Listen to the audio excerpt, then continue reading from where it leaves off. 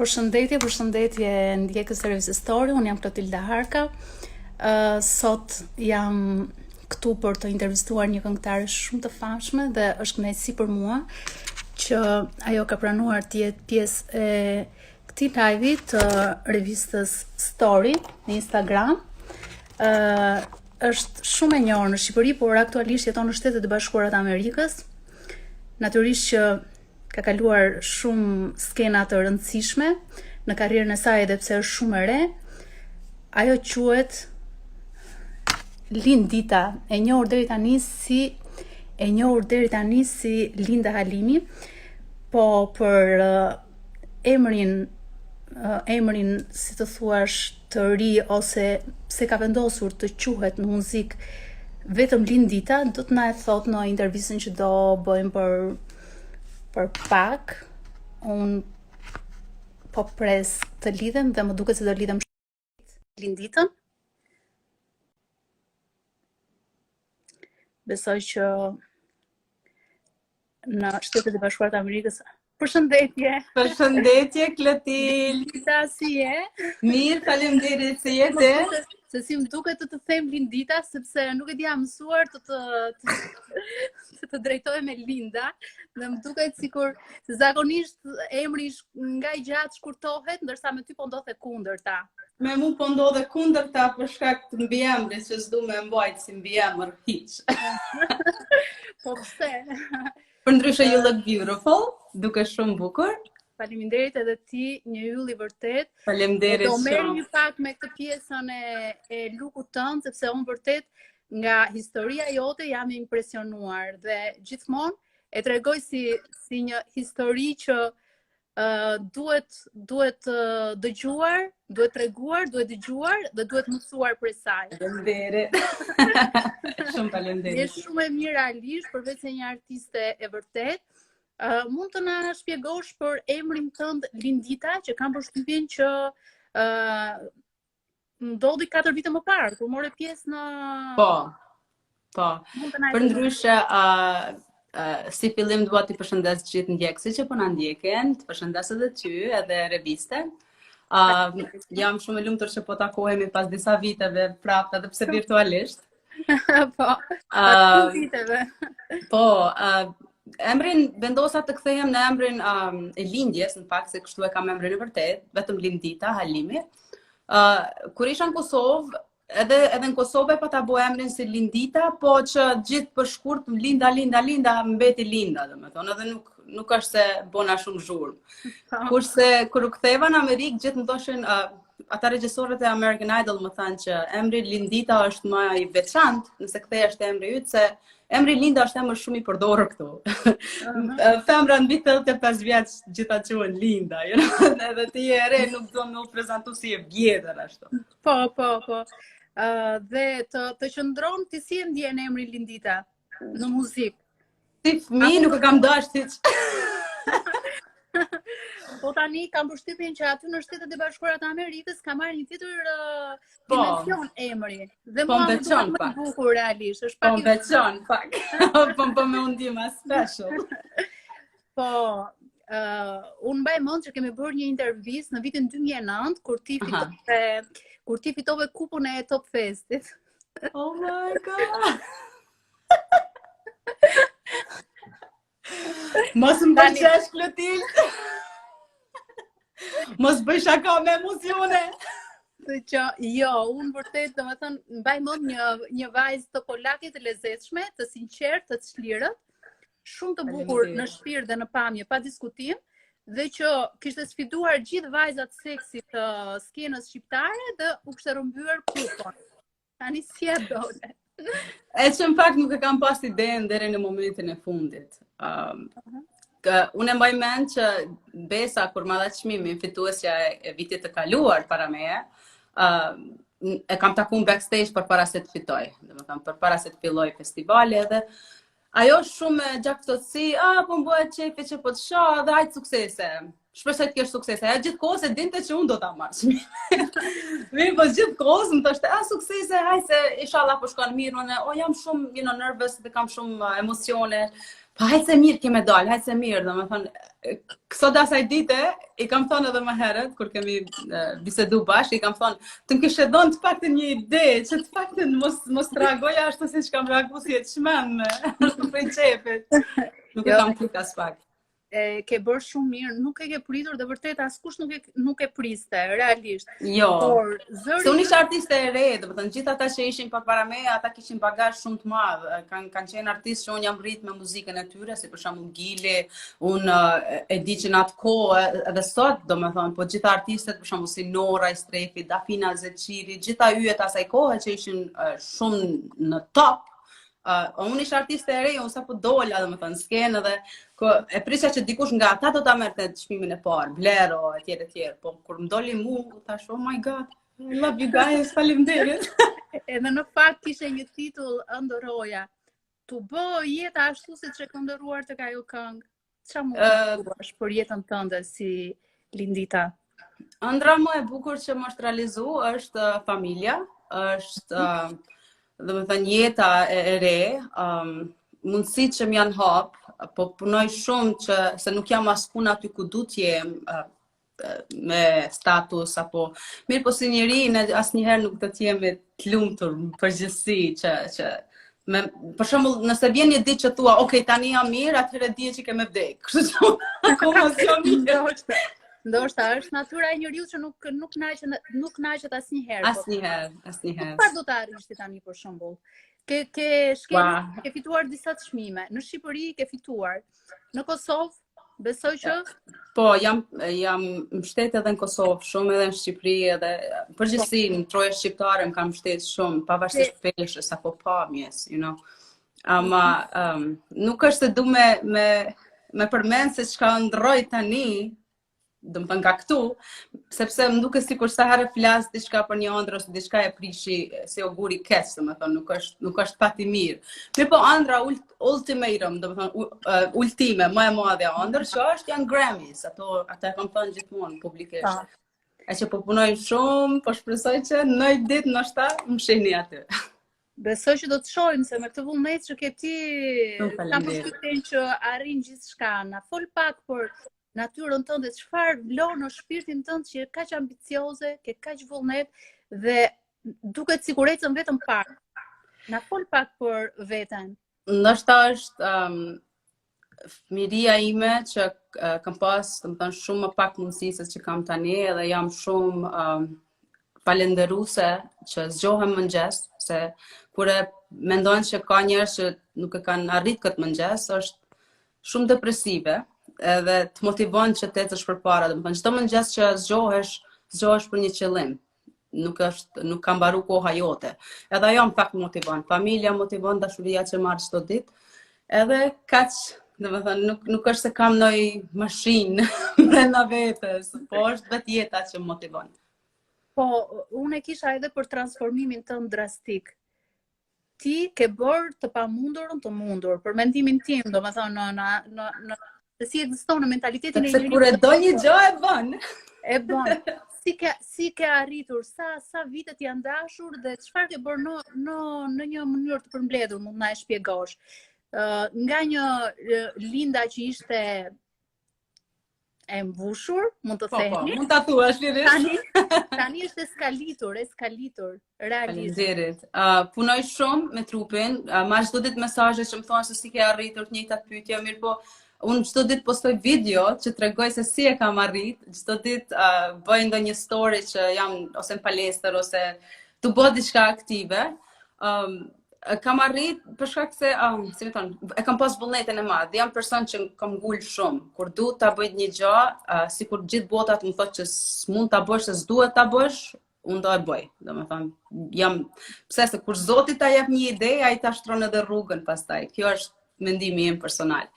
Zoti ma dha idenë që t'jem, domethënë, aktive dhe të ndryshoj për të mirën time edhe për të mirën edhe atyre që duan të motivohen. Kështu që po shpresoj që shërbej si motivim për femrat që mendojnë se nuk munden me arrit. Mundesh me arrit nëse bën kokën aty. Po disi me shprehta ma.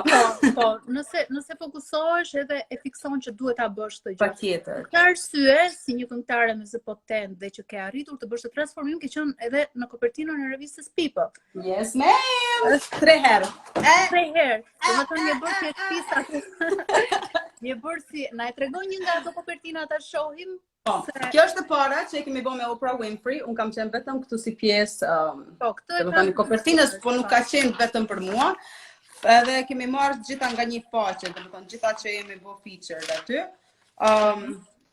Kjo është faqja e parë që më është kushtuar mua, se si kam humbur kilogramat edhe se si, domethënë, çfarë bëj gjatë ditës. Kjo pastaj është sepse nga gjitha ato femra që ishin featured, ne dyja kemi qenë si success stories më të mëdha. Nuk e di pse jemi fiksuar te publiku ashtu.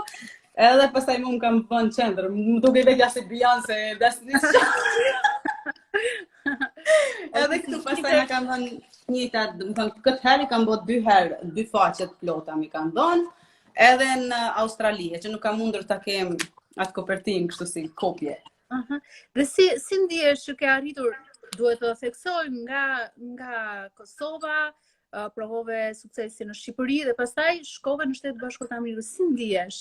Ka qenë bekim i madh në fakt. Të duket ende pak që ke arritur. Po nuk është pak, po nëse mund ta përmend që jam shqiptarja e parë që ka dalë në revistën People në kopertinë. Pastaj më duket se ka pasur të pasmeje, po. Ka pasur të pasmeje shqiptare të tjera që kanë dalë, mirë po. Normalisht që është një lloj krenarie në vete, edhe pse nuk e lë krenarin të dalë përpara punës që kam akoma shumë qëllime për të arritur.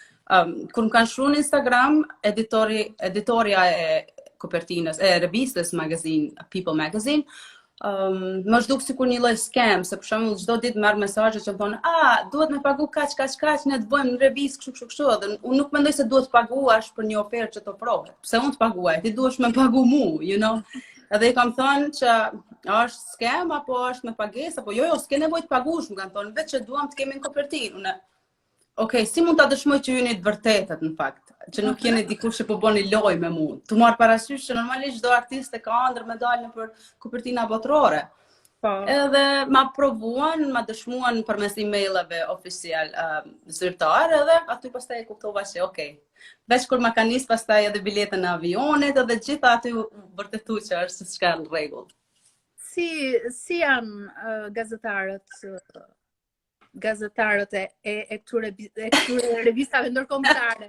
Sepse i mësuar dhe e di që ndonjëherë edhe je mërzitur nga gazetarët shqiptar, apo jo? Shumë. Si fëmijë kam qenë më temperament, you know, ma shumë kanë prek në titujt, kurse tani vetëm se i vë prapa shpinës edhe normalisht se cili e ka punën e vet edhe mundohet me arrit diçka më ekstra se sa tjetri. Dhe unë respektoj shumë punën e gazetarëve, mirë, po një gjë që nuk më pëlqen tek disa gazetarë është që në Kosovë ose në Shqipëri është që bën tituj që nuk kanë të bëjnë me artikullin. Unë e kuptoj që bëhet gjithçka për klikime, mirë, po shumë shpesh na bëjnë neve dukemi shumë njerëz të këqinj, na bëjnë dukemi njerëz si ta shpreh. Që nuk si ta them, do të thonë nuk kanë të bëjnë me titullin, nuk kanë të bëjnë me artikullin ose me atë që ne kemi thënë. Për shembull, kam dëgjuar shumë tituj absurd, që ta thash edhe ndjem pak më herët. Domethënë nuk ka të bëjë me ishte titull skandaloz, realisht. Shumë skandaloz.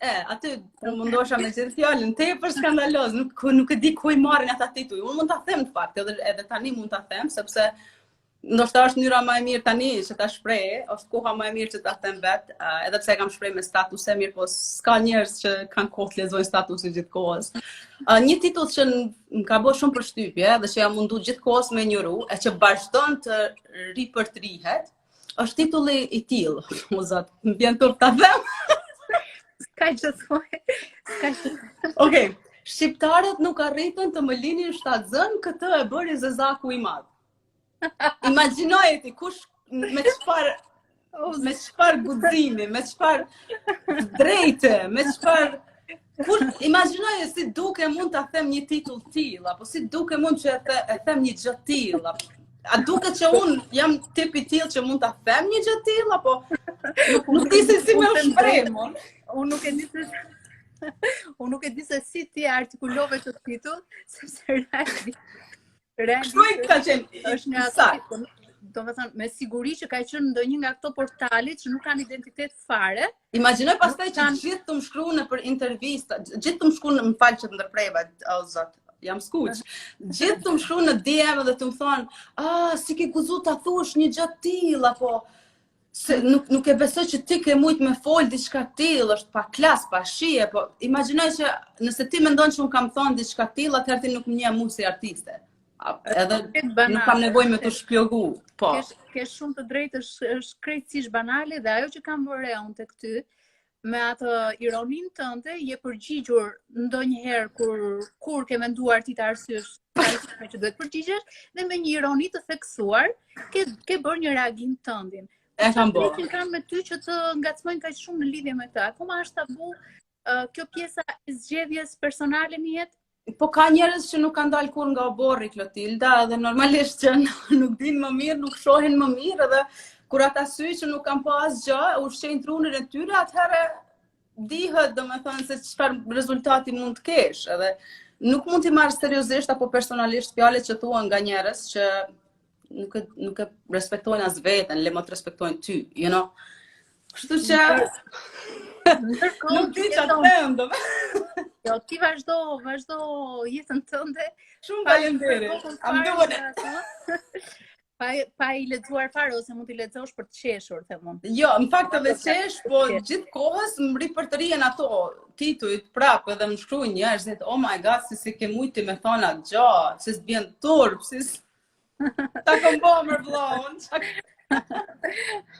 Në fakt ti ke një këngë që titullohet Të dua vërtet. Pa. A mund të na e shpjegosh pak të pjesën e të dashuruarit vërtet?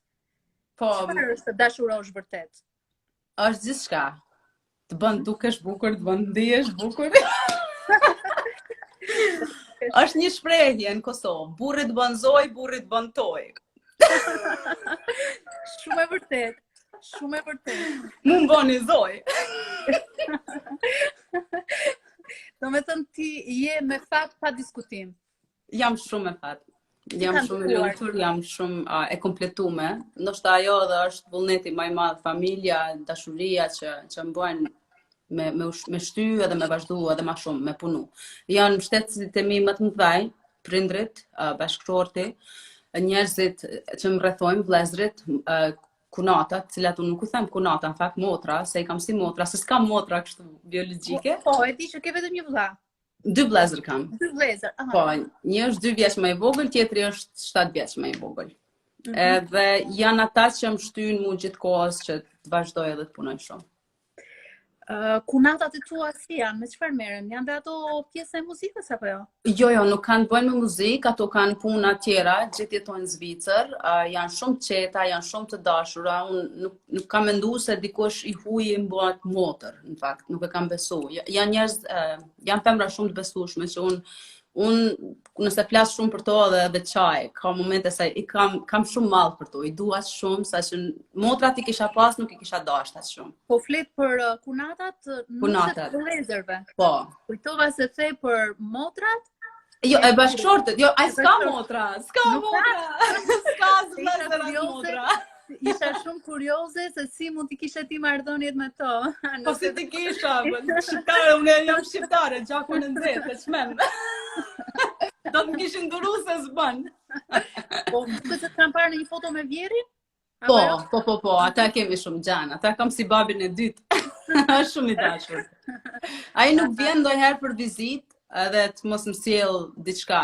E ka zakon të më pyes telefon, çfarë po të pëlqen diçka? Unë jo, asgjë.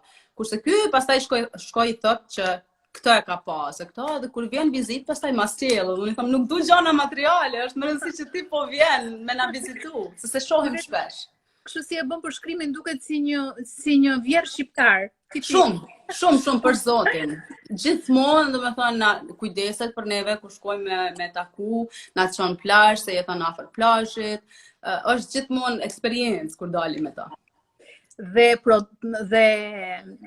produkti i kësaj dashurie të vërtet, që ke thënë ti para disa vitesh, është shumë. Është vajza juaj e mrekullueshme, unë kur e shoh në atë flokët kaçurela ashtu, o zot se, i ke çmendur të gjithë.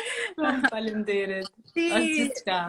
Si e menaxhon rritjen e vajzës, duke qenë se ka që ngarkuar, që merresh me fizikun në studio, jeta jote është ndarë me studios dhe palestrës, si arrin që të kesh një familje kaq kompakte? E marr me vete, ka du të shkoj. E marr me vete, nuk.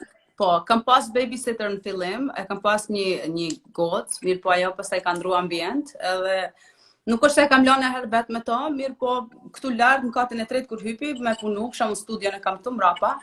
Se është dash me botë shtëpia, se nuk është pak vështirë me shkune për studio çdo ditë me lënë gocën vet. Kurse në shumë të në kohës ja lë babit tani, babit vet. I tham rrini ju se unë ika. Ciao. Ajo se ka hiç problem, se janë shok shumë të mirë dhe vazhdojnë.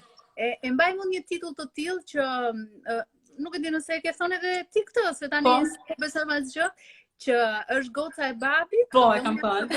Dhe unë jam shërbëtorja e tyre. Po, unë vetëm kur është, për shembull kur ka nevojë me marr gji ose me ushqyp, se akoma me gji e kam, imagjinoj gati që po i bën 2 vite. E pas ke mësuar shumë keq. Nuk më hiqet kot. Domethënë, kam provu, po akoma don me qenë lidhur edhe ajo është nashta edhe momentet më të mira që i kaloj me to kur e kam aq afër vetës. Kështu që do s'po ankohem, me që jam në shtëpi, kohë pandemie, gjithkohës jam në shtëpi, kështu që pse jo. Po, me qenë se jemi tek muzika dhe jam i sigurt që ke shumë punë në duar, të punuar për diçka shumë të na thuash. Me çfarë po merresh tani?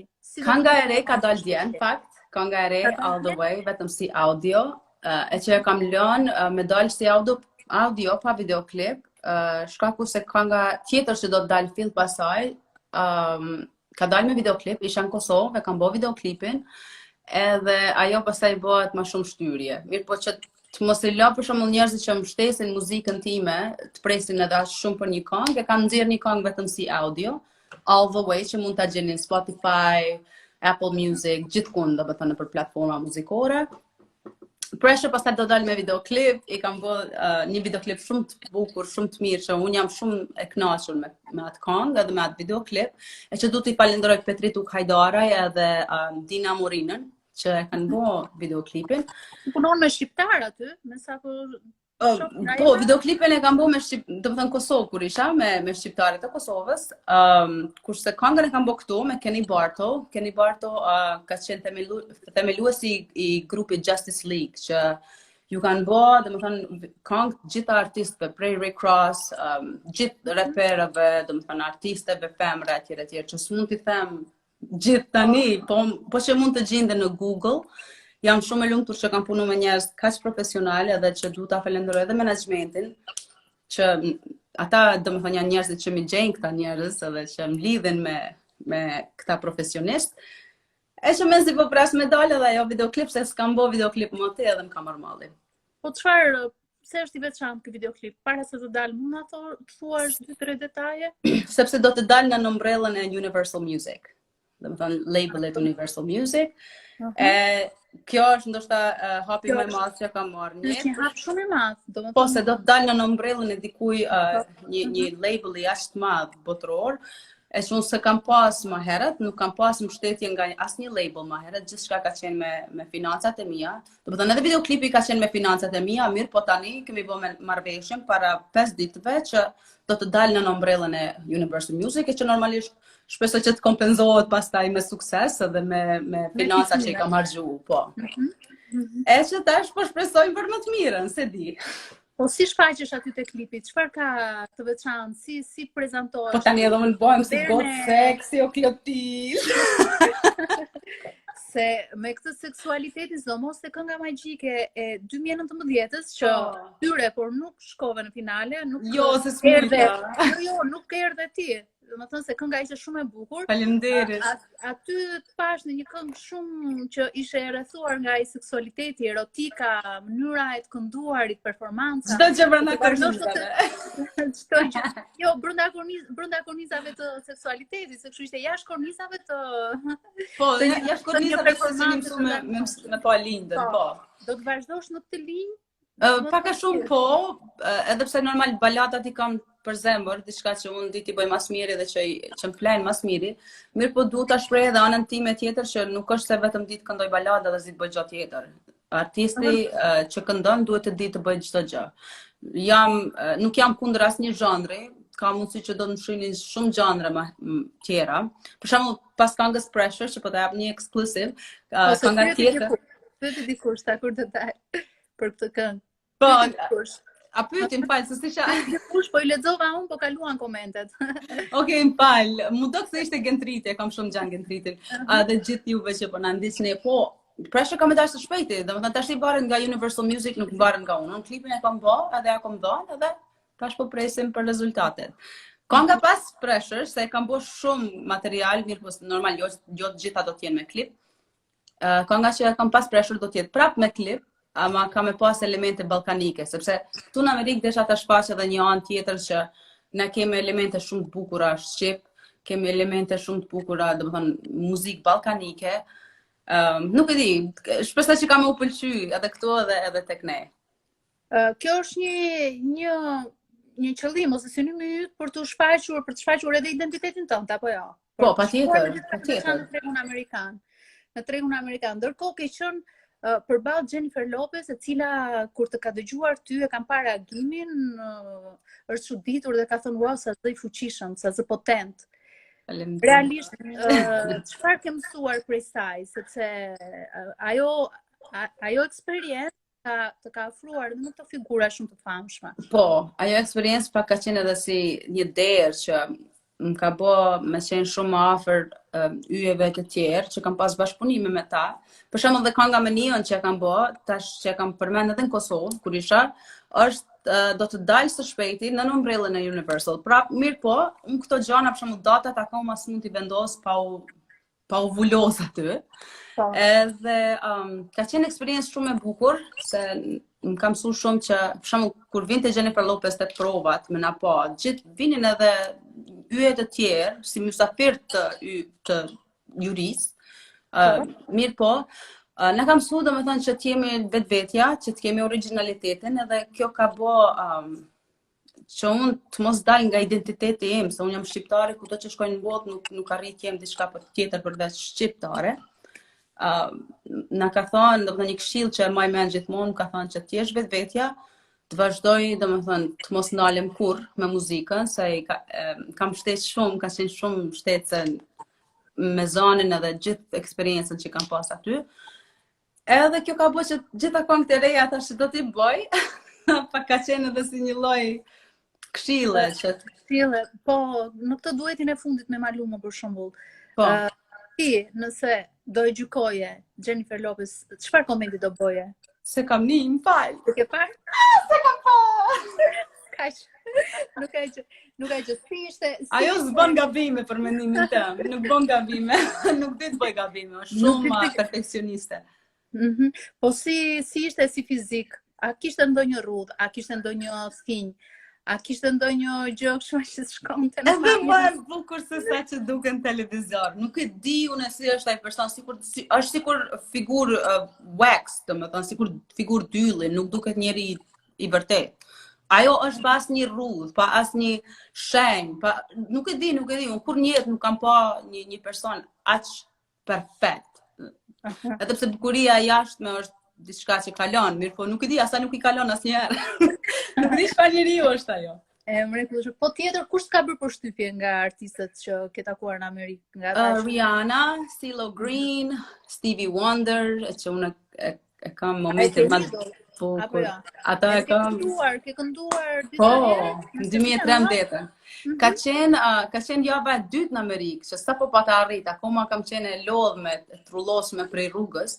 Edhe veç kur më ka ardhur një email që a do me këndu tek Motown Records after party. Edhe unë i kam thënë që nuk e di çfarë është kjo, për çka bëhet fjalë. Nuk më kanë thënë që do të jetë Stevie Wonder aty, nuk më kanë thënë që do të jetë Janet Jackson aty, nuk më kanë thënë që do të jetë Gladys Knight aty, që janë gjithë ikonat muzikës.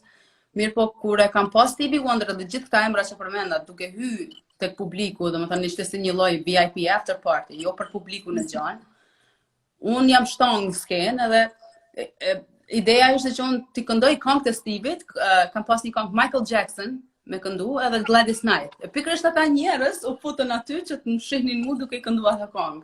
Nuk e dija se si i kam këndu, domethënë s'maj mend asgjë. Si ëndër, mënyra se si po e tregon duket si ato ëndrat që zgjohesh pastaj dhe thua. Kam qenë blackout gjithkohës, nuk maj mend asgjë, veç e di që kur kam fillu këngën e dytë Stevie Wonder me kënu Superstitious. Sa po kam fillu, domethënë 30 sekondën e parë, u ndalën bendi, domethënë ndalun muzikën edhe u çu Stevie Wonder në këngë. Edhe unë tash veç po shoh tash o zot, nuk është e mundur ky po ik nga skenë, po ik domethënë nga publiku, unë ashta s'po i pëlqej se si po këndoj, unë më njerë filloi ajo pasiguria në vete, edhe isha shumë emocione, nuk i di, më duket sikur më është dridhë zane gjithkohës. Që tani kur po flasja po dridhen. Veç kur po e shoh që po vjen në skenë, aty pastaj humba veten, nuk maj mend asgjë, veç di që jemi kënaq një orë në skenë, kemi kënu bashkë gjitha këngët e Stevie gati. Edhe sa i ka repertor pa fund, po është një ndër eksperienca që edhe sot asaj dite është akoma ëndër, nuk e besoj që ka ndodhur. Me të vërtet, po, të bëri një koment për zërin, po. Këta janë dhe të kursyer këto të mëdhenjt. Në fakt jo. Me shenja, më kupton? Në fakt jo, ai bëhe sikur ai është, domethënë, fansi ime, jo unë fansi i tij, domethënë, ishte aq humble, shumë modest. Më tha që vërtet realisht. Në fakt nuk ma tha mu personalisht, por kur dole mikrofon, tha, na falni, tha që po ndërpres këtë performancë të kësaj artistes, e kam edhe xhirimin ku thotë kësaj artistes ka të mrekullueshme. Mirë po, unë erdha t'i bashkohem skenë, sepse më pëlqeu aq shumë zoni i saj që më dha një ndjesi në shpirt që unë dalë edhe të bashkohem me të. Kështu që nëse pranon ti të këndosh me mua, do të kisha dashur me vazhdu bashkë. Unë veç kam merë, kështu të aty nuk je normal, që është po fleti nëse pranoj. Imagjinoj, unë them, jo, në fakt, a ka mundësi me dal nga skenas? Of course I accept, of course, si pa tjetër. Edhe çfarë mund të dëshiron dhe tjetër një artist shqiptar që shkon në Amerikë dhe dëgjon këto fjalë. Ëndër e madhe. Këto fjalë të bukura për veten e vet. Po, edhe në fund thoj për ditëlindjen, se kisha ditëlindje pas 3 ditësh, me 21 mars ishte ajo, me 24 e kisha ditëlindje, tha nëse e ke ditëlindje, se i tregova gocës ti që unë e kam ditëlindjen që është dhurata më e bukur që kam marrë ndonjëherë për ditëlindje. Tha po, tha du të vish për drek, tha na të bëjmë drek, tha të shtëpia, këtu në Beverly Hills, edhe në se ke qef. Imagjinoj unë që nuk domethënë desha shumë që të shkoj në drek, mirë po biletën e kisha të kthehem nesërmen. Edhe thosha nëse nuk kthehem më, pastaj kushton shumë. Unë atë kohë për shembull nuk i kisha mundësi 1000 euro me pagu biletë, sa po erdha në Amerikë, you know. Edhe i thash, o jo, tash se kam një sesion, e kam disa takime në shtetin ku jetoj, po do të kisha shumë qef me ju taku prap. Nduket akoma absurde pse e kam thonë atë gjë tani. E që shumë kisha dashur me qenë me një drek me Stevie Wonder, po. Po, në fakt, gabim ke bërë, po s'ka gjë. Me mundësi! Shumë gabim ke bërë realisht. Si kisha 1 euro, Klotilde, ku ti merja 1 euro, sa po bata ardhë në Amerikë, you know? Ja merje vjerit. Ta dija sot më mirë do ja merja diku jumë, po, ja, u bo sa qka u bo. Në fakt, ka disa shanse që ju mbasim në jetë, edhe nga kjo që thua ti pa mundësia. Kemi parë disa postime që bën pishina, foto të bukura, një shtëpi me pishme. Po shtëpia jote? Po. Na të pak për shtëpinë tënde, ku ndodhet? Në Atlanta, Georgia. Fix, a do me adresë. Na dërgo lokacionin, se gjitha këngët shqiptare tani janë kështu me lokacion, më dërgo pak lokacionin, e gjë shpesh si varg teksti. Jo, lokacionin, jo. Veç nëse vjen për shembull për vizitë, po ta dërgoj, ose vit marr në aeroport, po që nuk do të them jo si që the ti Stevie Wonder. Jo, asnjëherë. Ta paguaj biletën, tani i kam pak më shumë mundësi. Se si kam pas. E sot i marrim bar me vete, kështu që pse jo.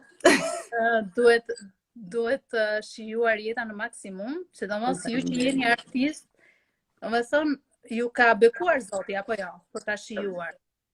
Na ka bekuar ndoshta Zoti me talentin, pastaj se çka bën me talentin është përgjithësia jotja, you know, se mendoj se çdo kush ka talent për diçka, mirë po duhet gjetur një gjatë tillë.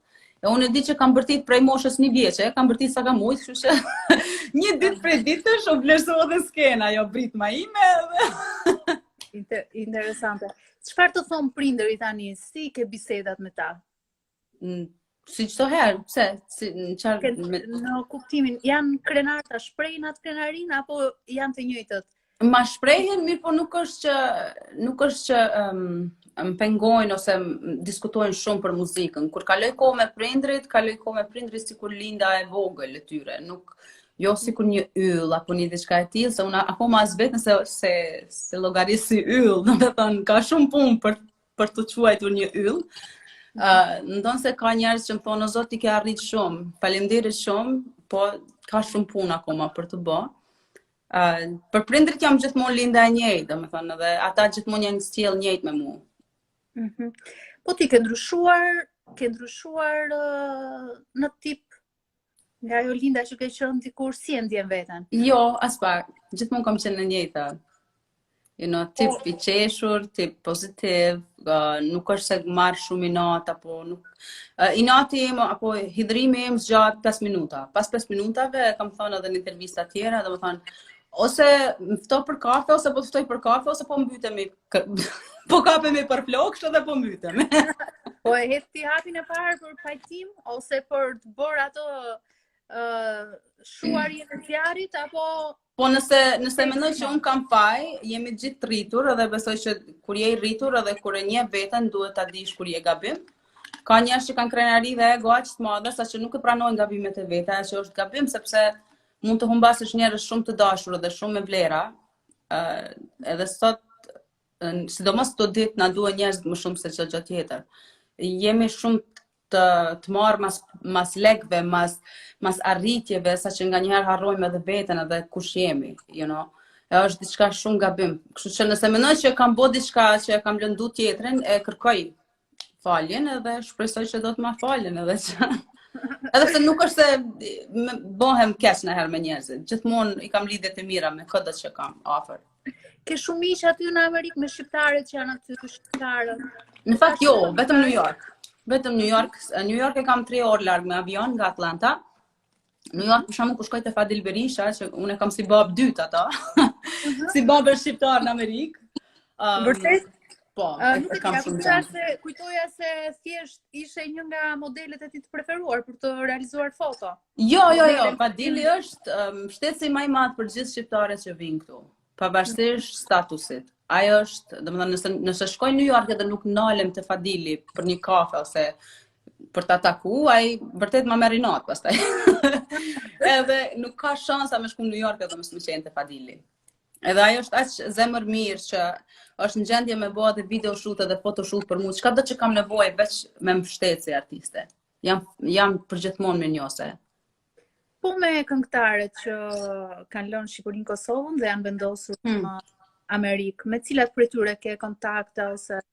Nuk është se kam kontakte me gjitha, por kur ka qenë këtu Dafina, jemi taku shumë herë në New York te Fadili, se Fadili na bashkon gjithve. Edhe kam njoft edhe prej Kosovës, se kam shumë gjan. Kështu që kemi nejt me Dafinën disa herë këtu në New York, me kënë kam nejt tjetër. S'po di me Bildane Zenelin, e cila është modele.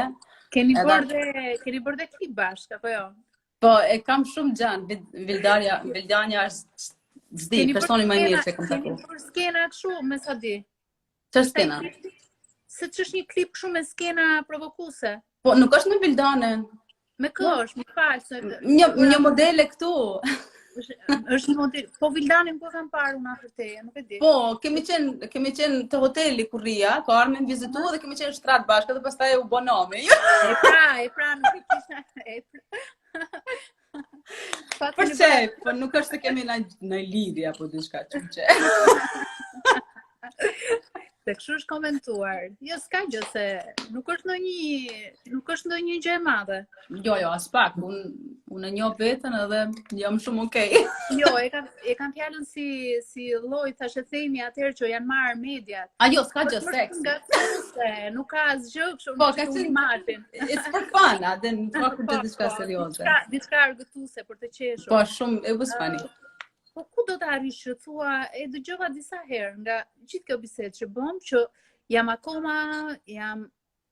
do më thonë, kam akoma për të arritur, duhet të punoj akoma shumë, ku do të arrish? Në hanë tani. Në hanë, në marë, të im planetit, nuk është shumë di, Bëj shaka, me që po vej një e poshtë, inshallah po na merr dikush. Po, nuk është shumë di që destinacioni i ardhshëm të jetë hëna dhe jo Hollywoodi. Në fakt po. Asgjë nuk më çudit më në fakt. Asgjë nuk më bën surprizë, you know. Qëllimi është i madh, qëllimi është që më spari të jem e shëndetshme, edhe ju uroj shëndet edhe dashni, edhe mbështetje, edhe realizim të ëndrave të gjithëve juve që po na ndjekni. Kush ma bën like, ju bekov zoti. Kush bën një koment keq e kundërta? Jo, as pak. Jo. Pikërisht janë ata njerëz që kanë nevojë më së shumti për dashuri, domethënë njerëz që kanë lef të dikush që as nuk e njeh personalisht, po ja kjo, si duket vet, ja kësaj, apo diçka e tillë. You need love, baby, it's okay, I got you. Ëndra është e madhe, si thash, ëndra është janë Grammy.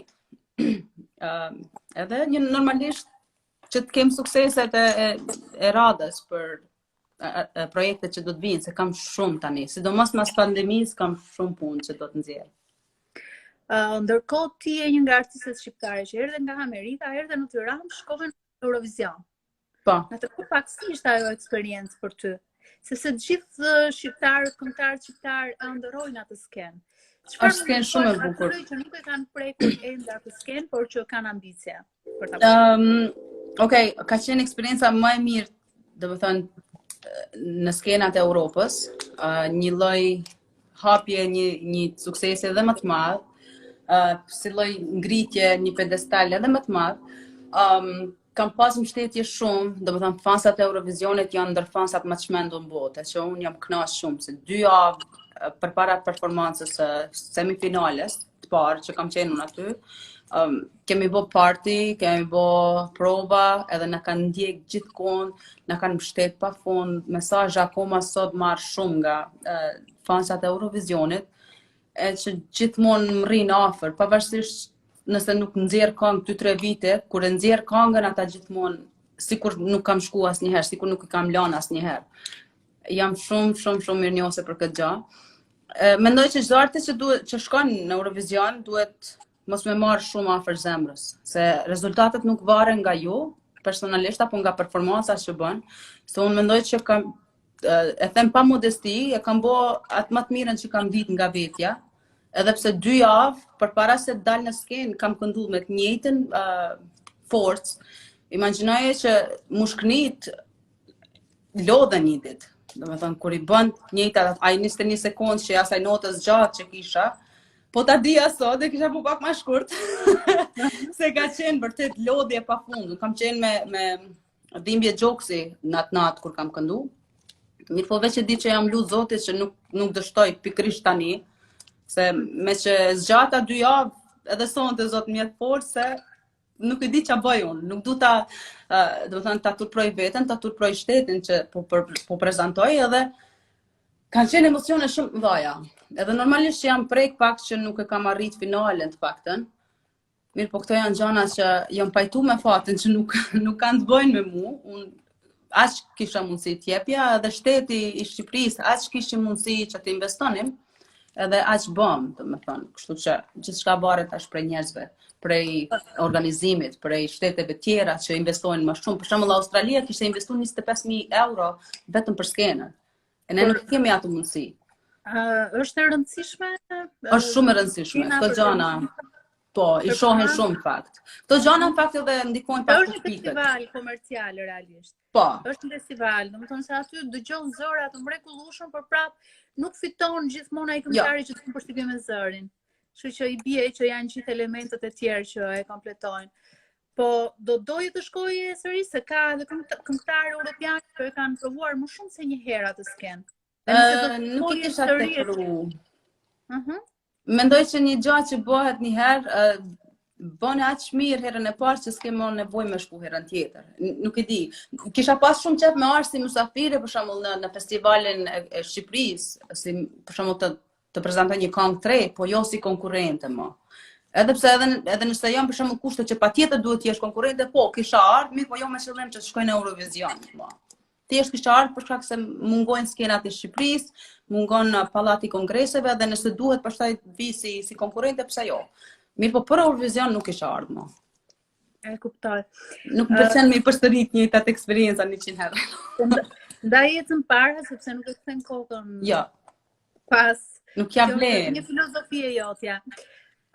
Si është jeta jote aty në Amerikë? Se gjithmonë thuhet që Amerika është frenetike, me një ritëm frenetik. Do të thonë, gjitha normalisht po të jetosh në vendet mëdha natyrisht që është kjo. Po ti si e jeton Amerikën? Si shqiptare, se ne dim që ka shumë shqiptar artistë që e kanë provuar dhe në kthyer. Se nuk kanë çfarë. Është shumë e vështirë, sidomos nëse nuk ke mbështetje nga askush, edhe nëse vjen vet, duhet të kesh shumë. Unë nëse nuk kam ardhur vet, normalisht kam ardhur me bashkëshortin i cili është lindë dhe është rrit këtu, kështu që për ta është shtëpi. Për mua ka qenë pak më e vështirë se nuk e kam pas prindrit këtu, nuk kam pas as kantimi këtu, unë kam ardhur në mshirën e fatit edhe në mshirën e tij, edhe të Zotit. Është shumë e vështirë, unë e kuptoj për shembull pse kthehen artistët nga Amerika, sepse edhe unë kam ardhur me idenë që sa po të vi këtu do të bëhem yll shumë i madh. Amerika bëhet blak, frit pak se ka rënë këtu. ka radhë. Nuk është e lehtë. Duhet me pas shumë punë, duhet me ka mundësi ndoshta që artistët që vinë vet nuk kanë me pas mundësinë as me fjet dikun në luksin që janë mësuar ndoshta në Shqipëri, në Kosovë. Ka shumë njerëz që flen ndoshta edhe nëpër zyra, edhe nëpër njoh shumë artist personalisht që kanë ardhur këtu, janë dëshpëruar shumë që s'kan pas mundësi me ne këtu më, edhe është dashur mu kthy. Sidomos pastaj që janë edhe imigracione edhe paperwork, letra që nuk mundesh me nejt edhe si imigrant ilegal këtu. Edhe pse ka shumë ilegal normalisht, so kom bot, po se cili del dikun për mundësi më të mira. E që më vjen shumë keq që artistët shumë të mirë që kanë qenë këtu janë kthy se shkaku i mundësive. Se normalisht atje janë mësuar ndoshta me koncerte, me lekët që vinë rregullisht, këtu nuk ka asnjë mundësi. Tu duhet me pas shumë njerëz të njohur, duhet me pas shumë punë. Edhe unë kur kam ardhur këtu, për shembull, nuk kam ardhur me idenë që do të punoj për një kompani ose që do të punoj si punëtore e thjeshtë. Unë kam qenë palestër 5 vite si instruktore fitnessi që s'ka të bëj as me muzikën. Mirë po e kam shfrytzuar atë si diçka pozitive për mua sepse më ka mësuar që duhet shumë punë, kokulur edhe me vazhdu përpara, edhe etikë të punës, edhe që për të pasur sukses pak duhet punosh shumë këtu në Amerikë. Kështu që kur kam ardhur këtu, kam pas shumë qef me qenë yll i madh mrena javës, mirë po. Ta tregon të vërtetën Amerika kur vi pastaj. Dhe ti prapë ke sfiduar. Mundon ta sfidoj çdo ditë në fakt. Realisht sepse je aty ku duhet në të gjitha elementet kryesor të ndërtimit të një jete, familje, karrierë, pamje, bukuri, e qeshur, e lumtur. Unë nuk naqa, sepse ikën minutat. Lumturia gjendet mrena vetës, nuk gjendet te gjanat materiale, apo te ndonjë vend, se kudo që shkon në botë, kur nuk je i përmbushur me veten, nuk asnjë gjë nuk të kënaq. E unë nuk është që i kam për shembull lekët e Bill Gates, edhe pse jo, ti kishte qenë diçka shumë e mirë, po e kam atë lumturinë ndoshta që mund ta kisha si Bill Gates apo, you know. Edhe kjo është zgjuarësia për ta jetuar jetën, për të mos lakmuar shumë, sepse pastaj të kthehet në bumerang. Unë të falenderoj shumë, puthe gocën. Ju kam shumë gjanë. Presim që të na vish, nuk e di, më duket se ke një plan për të ardhur në Shqipëri. Në dhjetor, kismet. Po, e kam bë një bilet, inshallah s'po ma kthej mrapsh bumerang siç the. E kam ble biletën për 23 dhjetor, kështu që prisni se kam ardhur në Tiranë. Inshallah s'po ka tërmete mos e zot. Po vazhdojnë, janë bërë kështu normale. Tërmete, janë bërë shumë normal. Unë aty kam qenë kur ishte tërmeti më këto. E ke provuar atë tërmetin. Po. Mirë, të tjerët janë shumë të vegjël, kështu që nuk do t'i ndjesh. Linda, të përshëndes shumë, të falenderoj ashmase. Shumë faleminderit, punë të madhe dhe Do takohemi në dhjetor. Po kismet, në Tiranë, shihemi zemër, gjithë mirat, mirë pafshim. Pafshim.